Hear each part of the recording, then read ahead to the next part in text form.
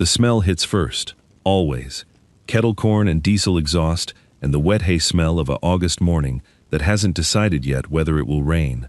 Somewhere, a tuba warms up 2 bars of the same phrase, over and over, and a string of firecrackers pops 3 streets east. Nobody has yet asked the question that will matter most this morning: why the old man in the green barn coat has stood in this exact spot on the parade route for 4 years running, alone, never once looking at the floats, only at the place where the K9 unit will come through.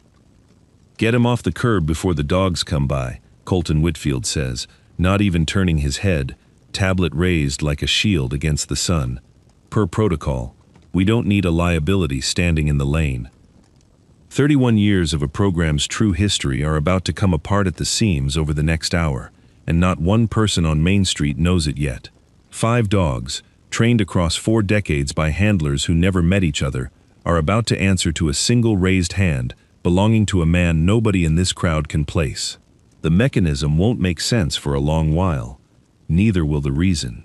If you've ever been written off for how you looked, type steady in the comments, because in about 50 minutes, this whole street is going to learn the difference between a stray and a sergeant. Homer Ledbetter does not move when the volunteer starts toward him. He has been moved before, in places that mattered more, and he has learned the value of standing still until it is time not to. The volunteer is a heavy-set young man named Preston, deputized for the morning with a radio clipped to his belt and an armband that says staff in red block letters. And he approaches the old man the way you'd approach a loose dog of uncertain temperament, palms low, voice pitched soft, and a little too slow, as if age and hearing were the same affliction. "Sir, I'm gonna need you to step back off the curb line, okay? Just for the parade. You can watch fine from over there by the hardware store." Homer's eyes stay on the corner where Main crosses Church, the corner the K9 unit will round in about 40 minutes, and he says nothing. It isn't defiance, it's economy. He has never in 79 years spent a word he didn't need to spend. Preston looks back over his shoulder at Colton, who taps something into the tablet without looking up, already 3 problems ahead in his own morning. Colton is 34 years old, 3 years into the job of modernizing Millbrook County's Founders Day into something a tourism board could put on a brochure, and he has learned to solve people the way he solves scheduling conflicts, briskly and from a distance. "Just walk him over," Colton says. "We can't have him standing where the dogs turn the corner. Last thing we need today is a mess." The word mess lands on Homer the way certain words always have, dismissively, as if 79 years could be summarized by the fray of a coat cuff or the crack in a boot sole. He has been called worse by better men and forgiven all of it, because forgiveness costs him less than the alternative, and because Ruth taught him, in her way, that a grudge is just a debt paid to the wrong person. He reaches, without looking, into the left pocket of the barn coat, where a handkerchief is folded around something small and hard, and he does not take it out. Not yet. He only touches it, the way another man might touch a rosary or a coin worn smooth, and lets his hand rest there while Preston waits for an answer that isn't coming. 40 minutes, 5 dogs, one signal nobody has taught in 31 years.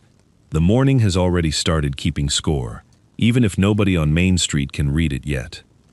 The coat is the first thing anyone notices, if they notice him at all. Faded to the color of creek moss, the collar gone soft and shapeless, a burn scar the size of a quarter on the left cuff that nobody left alive could explain except him.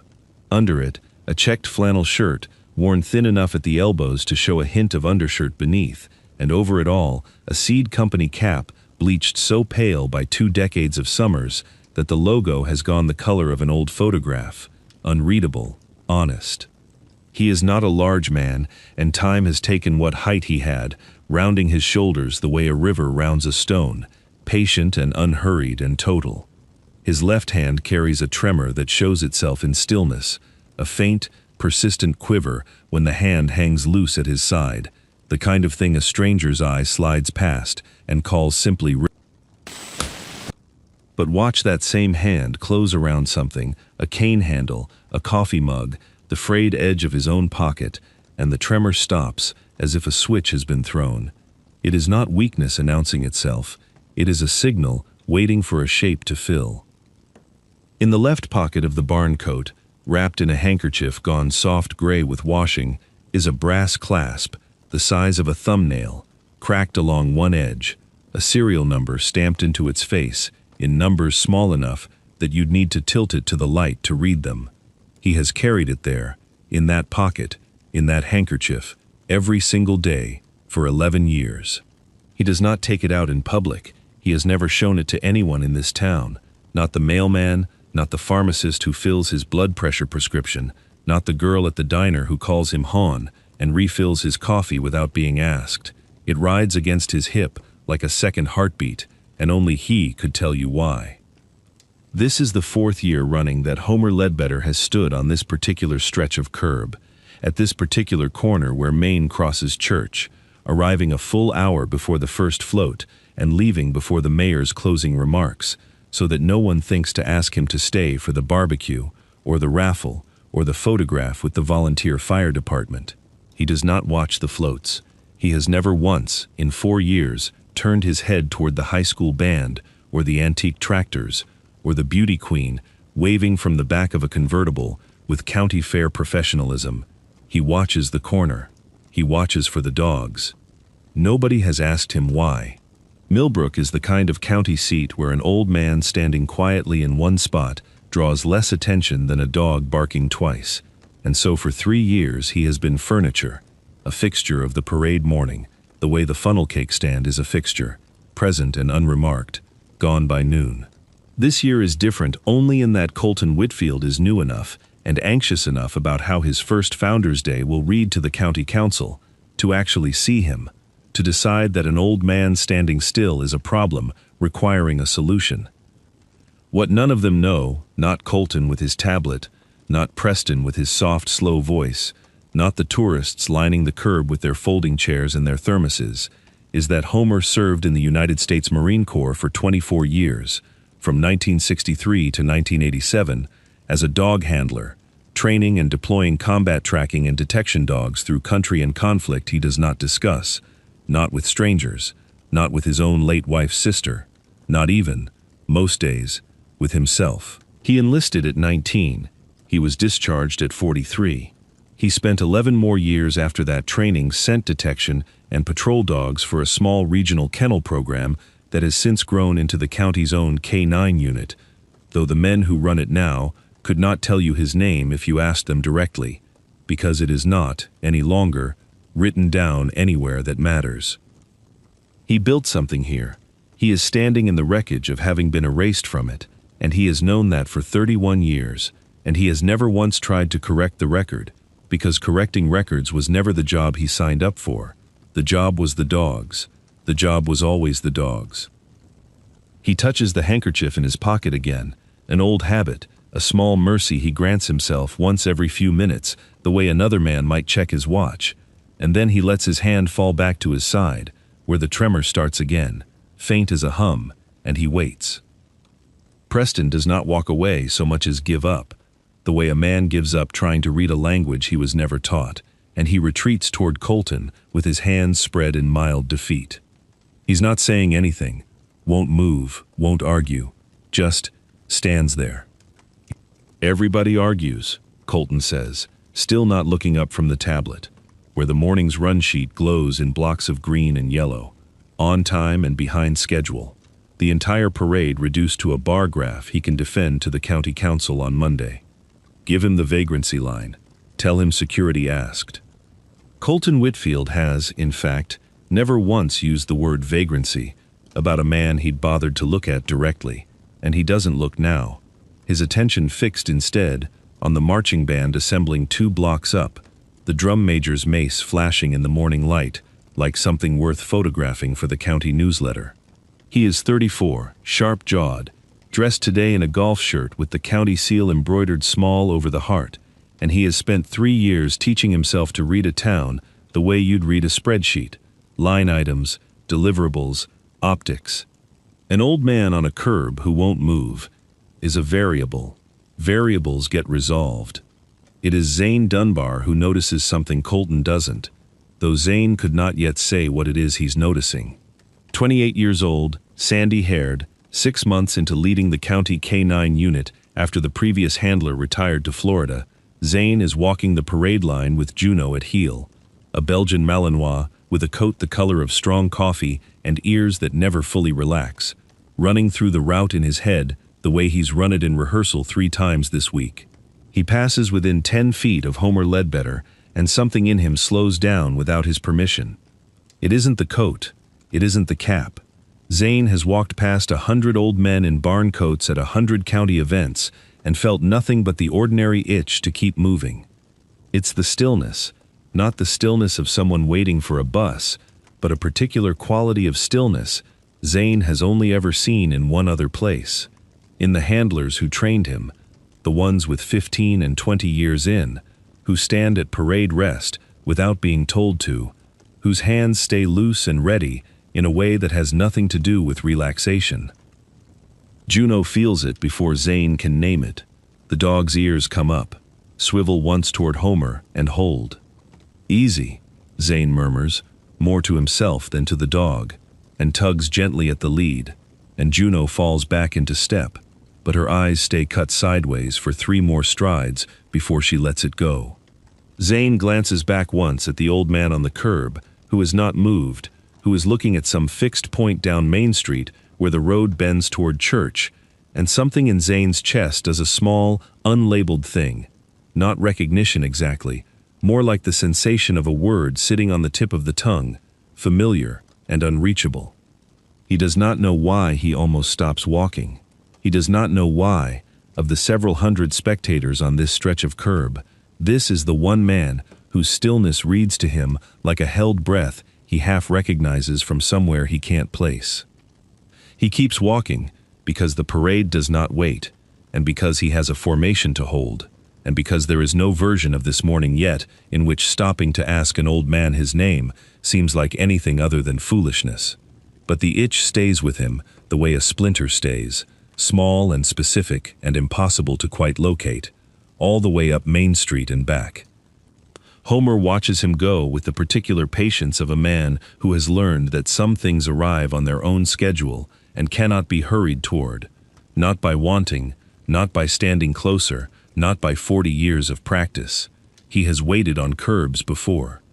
He has waited in far worse places than this one, for far longer, for things far less certain than a corner, where a road bends past a hardware store, toward a church whose bell he can hear now, tolling the half-hour, calling nothing in particular, just marking that time is in fact still passing, the way it has been passing, quietly, since before any of these young people were born. The high school band goes by first, brass bright and a half-step ragged on the turn, followed by the rotary float with its crepe paper wheel of fortune, followed by 6 antique tractors, driven by men older than Homer, but younger in every way that matters, waving to a crowd that waves back, with the specific, easy joy of people who have never once had to wonder whether they belonged somewhere. Homer's hands stay loose at his sides through all of it. He does not clap. He does not lean to see better. He watches the corner where Main crosses church, the way another man might watch a door. He is certain, eventually, someone is going to walk through. Underneath the tuba's bright noise, something older moves through him, unbidden, the way memory does when a smell or a sound goes looking for its match and finds one. It is 1992. It is April, not August, and the ground behind the old county fairgrounds is soft with spring mud, and Homer is 48 years old, kneeling in a training yard he built himself out of chain-link fencing and salvaged lumber, teaching 2 green dogs and 1 green handler the difference between obedience and understanding. The leather of the long lines is stiff with newness in his hands, not yet broken in, and it creaks each time he draws a dog back to heel. He carries a whistle on a lanyard, though he rarely blows it. The dogs learn faster from his hands than from any sound a whistle can make, and he has always trusted his hands more than his voice, ever since a war taught him that voices carry too far, and hands do not. Ruth is at the fence. She is there most afternoons that spring, a thermos of coffee balanced on the top rail, her reading glasses pushed up into her hair, watching him work with the specific patience of a woman who married a quiet man and never once asked him to be louder. She does not call out to him during training.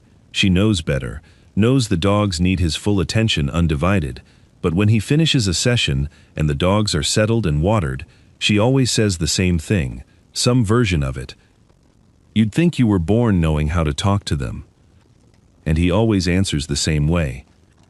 Everybody's born knowing something, Ruthie. Mine just happened to be this. The memory does not pull him out of the present morning so much as settle into it, the way a familiar chord settles under a melody, and Homer stands on the curb in 2023, with the taste of 1992 still faint at the back of his throat, and his hand finds the handkerchief in his pocket again, and this time he does not let go of it right away. Down the street, the crowd noise shifts, a change in pitch that anyone who has spent a lifetime listening to sound for a living would recognize before they could explain it, the particular hush, then swell, that means something is coming that people want to see. Homer's chin lifts, half an inch, no more. His hands come up from his sides, not high, not dramatic, just loose and open at his hips, palms angled slightly forward. The K9 unit is coming around the corner from Church Street onto Main. 5 dogs move down Main Street in a column 2 abreast, leads slack in their handlers' hands, county sheriff's office vests dark green against their coats, and the crowd does the thing crowds do for working dogs at parades, a ripple of applause, a few children pointing, a man near Homer lifting a phone to film. Zane Dunbar walks at the front with Juno, and behind them come the other 4. A bloodhound named Cedar, worked by a young deputy, a shepherd mix called Bracken, a squat, determined dog named Rook, who does search and rescue work on weekends, and a young Malinois still finishing certification named Piper. 5 dogs, 5 handlers, decades of combined training between them, not one of whom has ever met Homer Ledbetter, not one of whom has ever heard his name spoken in connection with anything. They are 11 strides from the corner where Homer stands when Juno's head turns. It happens the way weather happens, not gradually, but as if a threshold has been crossed all at once. Juno breaks stride first, ears snapping forward, and before Zane can register the tension change in the lead, the dog has angled hard toward the curb, toward the old man in the green coat, pulling with a force that yanks the lead taut and nearly takes Zane off his feet. Juno, heel. The command means nothing. Cedar breaks next, then Bracken, then Rook, then Piper, all 5 dogs surging toward the same 8 square feet of sidewalk, dragging handlers half off balance, leads snapping loose from 2 gloved hands entirely, and for one suspended second, the crowd's applause turns into something closer to a gasp, 300 people watching a trained unit dissolve into what looks, for half a heartbeat, like chaos. Homer raises his right hand. It is not fast, it is not dramatic. He lifts it from his hip to shoulder height, palm open and facing down, fingers loosely spread, and holds it there, steady as a fence post, the tremor gone the instant the shape forms. 5 dogs drop. Not scatter, not mill, not circle in confused excitement. They drop into heel position around him, shoulder to shoulder, haunches to the pavement, chins level, eyes on his hand, as disciplined and as instantly still as if they had rehearsed this 100 times in 100 yards Homer never set foot in. Juno sits nearest his left knee. Cedar settles at his right. The other 3 arrange themselves in a loose crescent at his feet, tails flat, ears up, waiting. Main Street goes silent in a way that has nothing to do with sound and everything to do with attention. The tuba player 2 blocks up keeps playing for 3 full seconds before someone elbows him quiet. A woman near the hardware store has her hand pressed flat against her own chest. Preston, the volunteer who tried twice to move Homer off this exact stretch of curb, stands frozen mid-step, one foot still raised, mouth open on a word he never finishes. Zane Dunbar stands 20 feet back, holding a slack, empty lead, staring at his own dog sitting calm as a church pew beside a stranger, and something in him goes cold and clear at once, the specific vertigo of watching a thing happen that should not be possible and happen anyway. He has trained Juno for 6 months. He knows every command she answers to, every hand signal in the county's certification manual, front to back, because he wrote half his continuing education hours memorizing that manual's diagrams. And this signal, palm down, fingers loose, held at shoulder height without a word spoken, is not in it. Not in the current one. He has seen it exactly once before, in a photocopy of an older manual buried in the unit's file cabinet, a manual so old its cover has gone soft as cloth, credited on its title page to a county administrator who retired before Zane was born. He looks at Homer's hand, still raised, still open, still holding 5 dogs in place with nothing but its shape. That's not a current signal, Zane says to no one, to everyone, his voice not quite steady. That's not, nobody uses that. That's from the old manual. Homer lowers his hand slowly, and the dogs stay exactly where they are, which is somehow more unsettling to everyone watching than if they'd bolted again.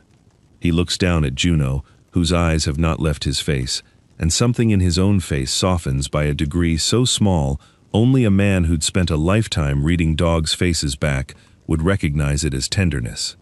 They're not doing anything strange, Homer says, quiet enough that only Zane and the 2 nearest handlers catch it clearly. They're doing exactly what they were built to do. Colton Whitfield arrives at a half jog, tablet still in hand, face gone, the particular pale of a man watching his run sheet catch fire in real time, and the first words out of his mouth are the ones that will follow him, later, into a much quieter and much harder conversation. Okay, everybody stay calm. This is clearly some kind of...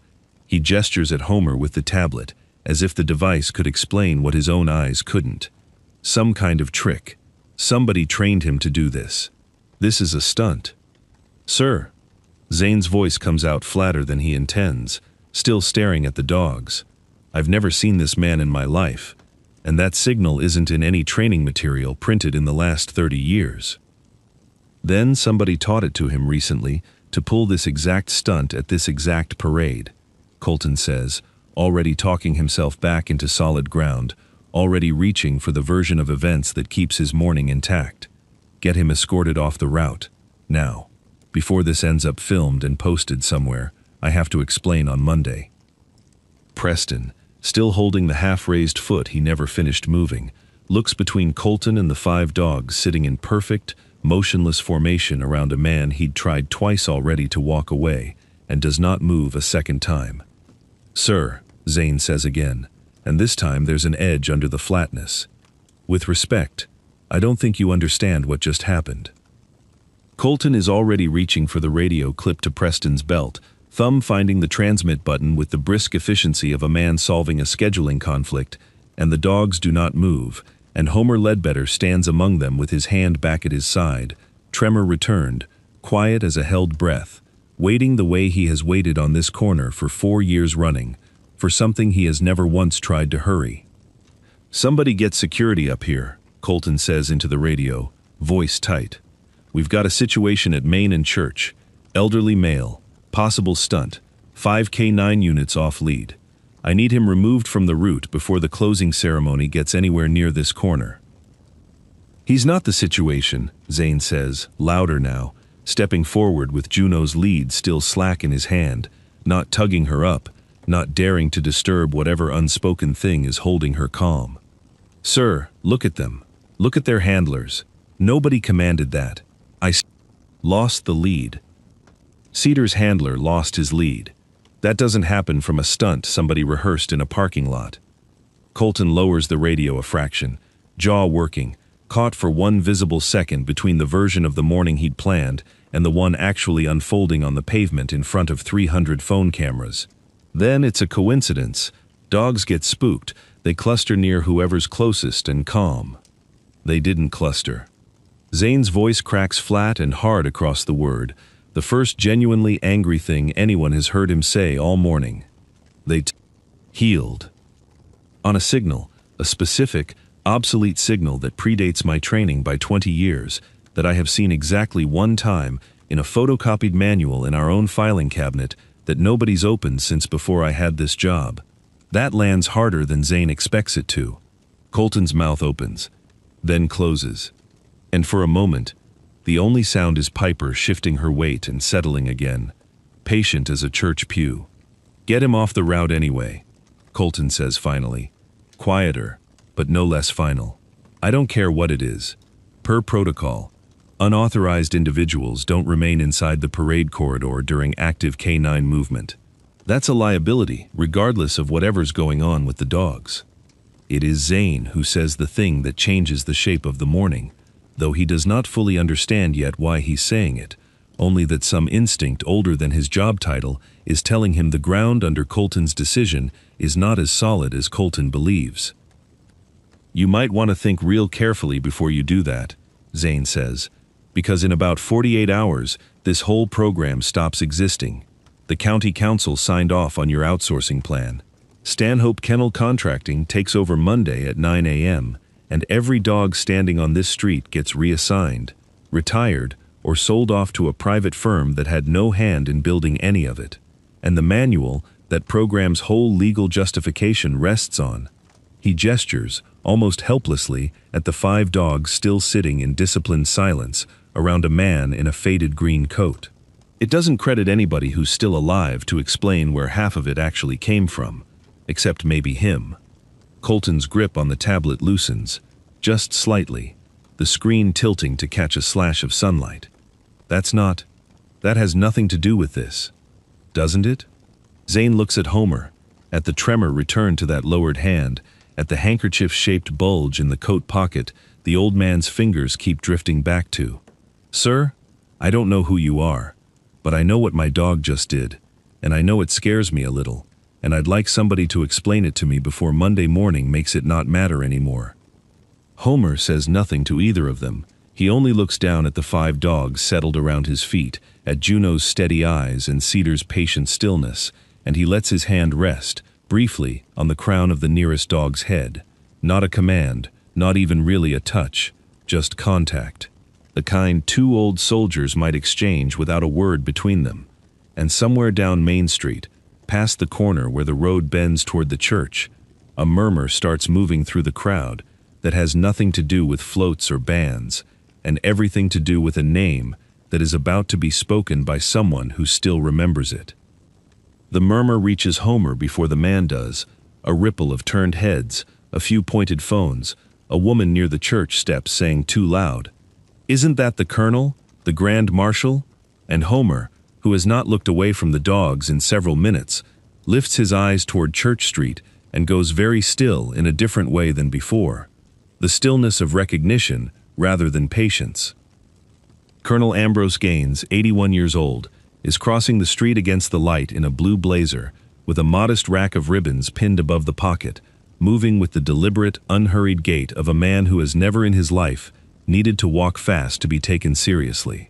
He is 2 hours early for the closing ceremony he was invited to lead. Someone radios this fact into 3 different handsets at once, as if early arrival were itself the emergency, and Preston actually says it aloud, bewildered. He's not supposed to be here for another 2 hours. Nobody answers him, because the colonel is not looking at the podium, or the bunting, or the golf cart idling to drive him to the reviewing stand. He is looking at the corner of Main and Church, at 5 dogs sitting in disciplined silence, and at the old man among them, whose green coat and pale cap he is crossing 4 lanes of empty parade route to reach. Homer's hand goes to his coat pocket, not the pocket with the handkerchief, the inside breast pocket, where a folded square of paper, brittle and yellowed at the creases, has ridden quietly against his chest all morning, beside the brass clasp he has not yet shown anyone. He draws out the clasp first, small and cracked, its serial number catching a glint of sun, and closes it in his palm, the way another man might close a hand around a coin he means to spend at the exact right moment. He has kept this clasp for 11 years, since the day his last working dog, a Malinois named Anvil, came off duty for the final time, and Homer unclipped the lead from the harness and never clipped it to another dog again. He has kept the folded carbon copy in his breast pocket for considerably longer than that, 31 years to be exact, since the spring a county records clerk quietly told him, almost apologetically, that his name had somehow not made it onto the program's official founding documents, that a version already existed crediting someone else, and that reopening it would mean paperwork and hearings and a fight. Homer, newly a father to nobody and a husband to a woman who wanted her evenings back, did not have the stomach to start. He kept his copy anyway. He has never once needed it. He has never once thrown it away. Colonel Gaines reaches the curb, and the crowd around Homer parts the way a crowd parts for weather rather than for rank, and for 3 full seconds neither man says anything at all. The colonel's eyes move once over Homer's face. The deeper lines, the thinner frame, 52 years of distance folded and refolded like the paper in Homer's pocket, and something in his own composure, famous among 3 counties for never once cracking in public, begins, visibly, to give.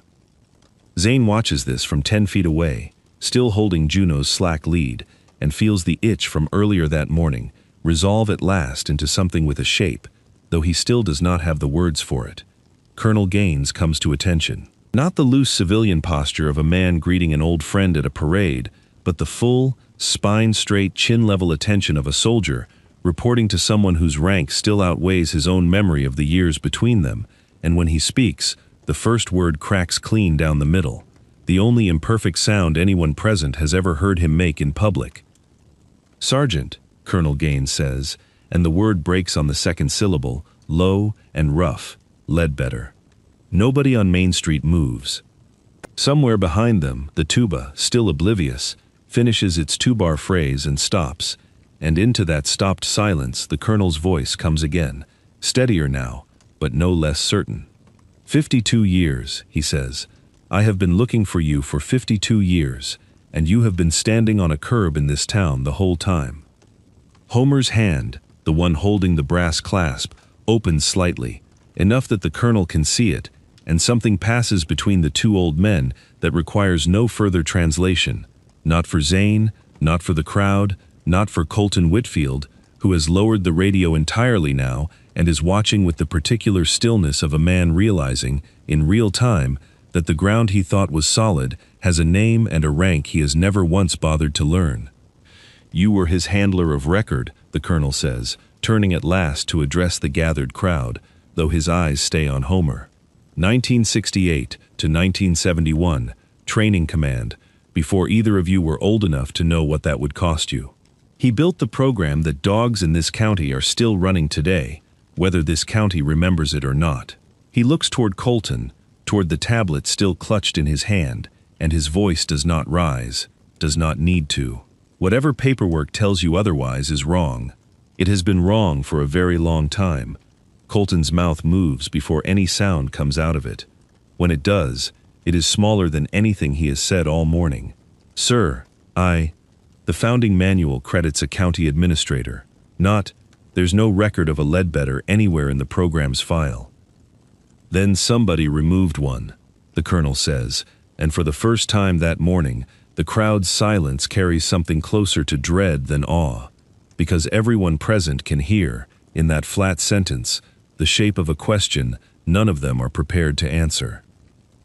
It is Homer, not the colonel, who reaches into his breast pocket and draws out the folded paper at last, creased soft as cloth from 31 years against his chest, and holds it out, not to the colonel, who has clearly seen enough to need no proof, but to Colton, whose hands are shaking slightly as he takes it. 1992, Homer says, quiet, plain, the fewest words he can spend on the largest thing he owns, carbon copy. I kept mine when the original went missing. Colton unfolds it with the particular care of a man handling something he already suspects will hurt him, and reads for a long moment, his eyes moving faster than his understanding, and when he looks up, his face has gone the color of the tablet screen he is no longer holding steady. This is dated the same day as the founding document on file with the county, he says, half to himself. Same day, same language. Except, he stops, starts again. Except this one has your name on the signature line, and ours has Norwood Stanhope's. The name lands in the crowd like a dropped plate, and Colton looks up from the paper with the specific, sickened clarity of a man realizing that the outsourcing contract sitting on his desk, the one he signed 3 weeks ago, the one taking effect Monday morning, was drafted using the county's own falsified founding document as its legal foundation, and that Stanhope Kennel Contracting, the firm set to inherit an entire program's budget and history, is owned by the same man who erased Homer Ledbetter's name from it 31 years ago, back when Norwood Stanhope was young enough and hungry enough to think a signature could be quietly moved from one line to another and nobody left standing would ever notice or care. He's been feeding me contract language for months, Colton says, and his voice has lost every trace of the brisk, tablet-armored certainty it carried an hour earlier. I thought I was modernizing a program. I've been enforcing somebody's 31-year-old lie. He looks at Homer, at the 5 dogs still sitting in patient formation around him, at the carbon copy trembling faintly in his own hand, and something in his face comes apart in a way that has nothing to do with performance and everything to do with a young man watching, for the first time, the actual weight of a job he thought was just paperwork. Colton's hands are shaking badly enough now that the carbon copy trembles audibly, a small dry sound, like a leaf caught against a screen door, and for a long moment he only stares at it, at Norwood Stanhope's signature, sitting where Homer's name should have sat for 31 years, and something in his throat works before any words come.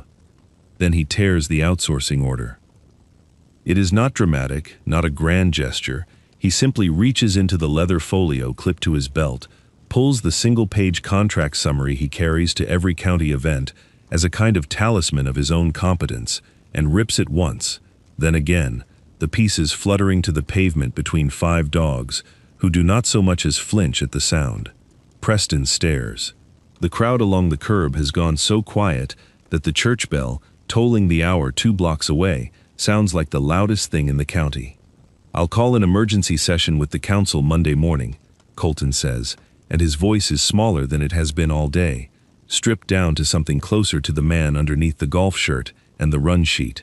Before Stanhope's contract takes effect, he stops, looks at Homer directly for what might be the first time all morning, actually looks, the way you look at a person rather than a problem. I don't know how to fix 31 years of paperwork, but I'd like you to help me figure out where to start. If you're willing. Homer considers this the way he considers most things, unhurried, weighing the offer against something only he can see, and when he answers it, is not to accept credit, but to redirect it, the way a man redirects water along a channel he built a long time ago and has never stopped maintaining. Wasn't my program alone, he says, wasn't ever meant to have one name on it. Every dog that's worked this county the last 31 years put something into it nobody wrote down. Every handler, every kid that showed up scared of the shepherd and left knowing how to read her ears. You want to fix the record, fix it so it says that, not just mine. He looks down at Juno, at Cedar, at the 3 others still holding formation without being told to, patient as fence posts in the noon heat. These dogs did the remembering today. I just happened to be standing where they could find me. He is quiet for a moment after that, long enough that the crowd, sensing something private trying to surface, does the rare and decent thing of waiting without pressing. You want to know why I stand on this corner every year? Homer says, not quite a question, and Zane, closer now, nods before he can stop himself. My wife used to wait for me right here. 1992, the first Founders' Day this county ever ran a K9 unit in the parade. She stood on this exact spot, right where Preston tried to move me off of twice this morning, with a thermos of coffee and her glasses pushed up in her hair, watching me walk 2 green dogs down Main Street for the first time, in front of people who'd never seen anything like it. His hand goes, briefly, to the handkerchief in his pocket, and this time he does not stop himself from letting it linger there. Ruth's been gone 6 years now. I still come stand where she stood, watch the dogs the way she used to watch me handle them. Some habits outlive the reason you started them, and you keep them anyway, because they're the last conversation you've got left with somebody. Nobody in the crowd says anything for a long moment, and Colton Whitfield, 22 years younger than the grief he is standing in front of, looks down at the torn contract at his feet and understands, perhaps for the first time in his career, that some debts are not line items and cannot be resolved with a tablet, only with time and attention and the willingness to stand still long enough to hear what a quiet man has been carrying the whole time you were too busy to ask. 3 weeks pass, the way weeks pass in a small county, slowly in the moment, and gone all at once in the retelling.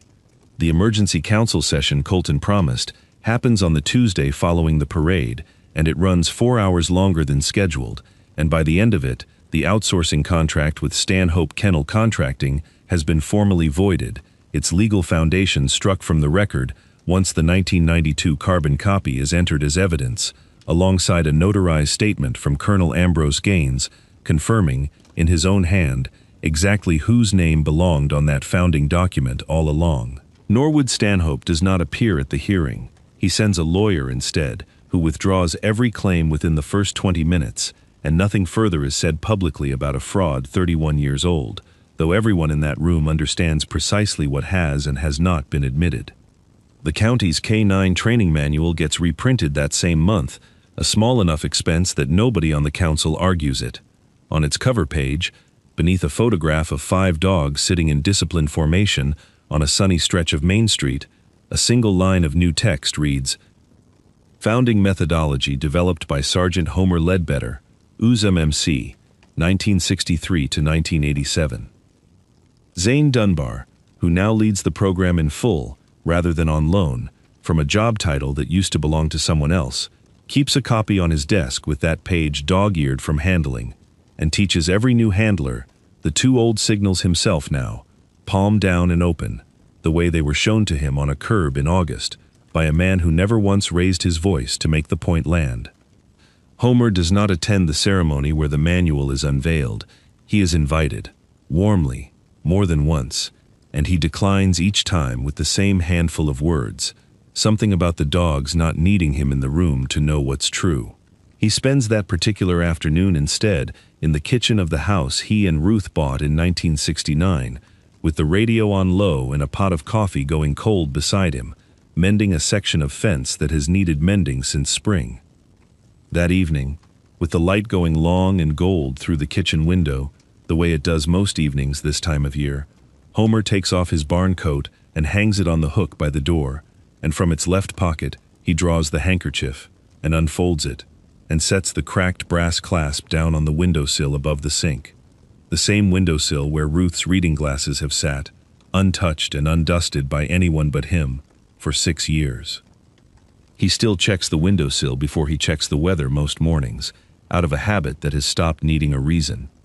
The clasp sits now beside the glasses, brass dulled by 11 years of pocket wear, serial number facing outward into the last of the day's light, at rest, for the first time since the morning Homer unclipped it from a good dog's harness and never clipped it to another. He puts the kettle on, the way he does most evenings, and stands at the counter with his hands loose at his sides, tremor and all, waiting for the water to climb toward its whistle, and somewhere behind him, through the window, the last of the crickets start up in the field where Ruth used to keep her bees.